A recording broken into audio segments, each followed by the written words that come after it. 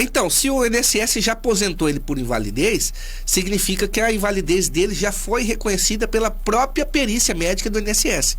Nesse caso, não tem por que ele passar por perícia médica novamente. É muito comum a pessoa entrar com a pensão por morte de filho inválido e o INSS marcar a perícia médica, tá? Mas se ele já for aposentado pelo próprio INSS como inválido, aí vai ser dispensado da perícia médica, tá? Então, né, nesse sentido, ele vai ser dispensado, né?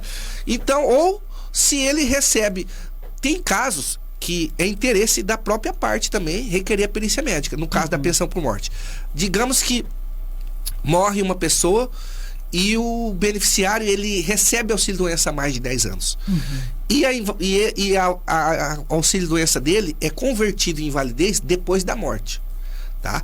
Então, para o filho inválido ser considerado ter direito a receber a pensão por morte, a invalidez tem que ser antes da morte, antes do óbito.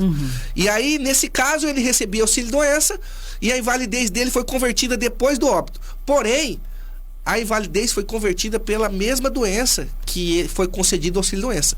Isso significa que, sendo a mesma doença, ele estava inválido desde quando foi concedido auxílio-doença. E nesse caso, é interesse da parte pedir que seja marcada a perícia. Então, pode ser que no caso, em alguns casos, seja melhor que marque a perícia, para que seja concedida a pensão por morte. Em outros casos, se ele já é aposentado, ele não tem interesse que passa pela perícia, é só de entrada comprovar que a pessoa já é inválido, ele vai ter direito à pensão por morte de filho inválido.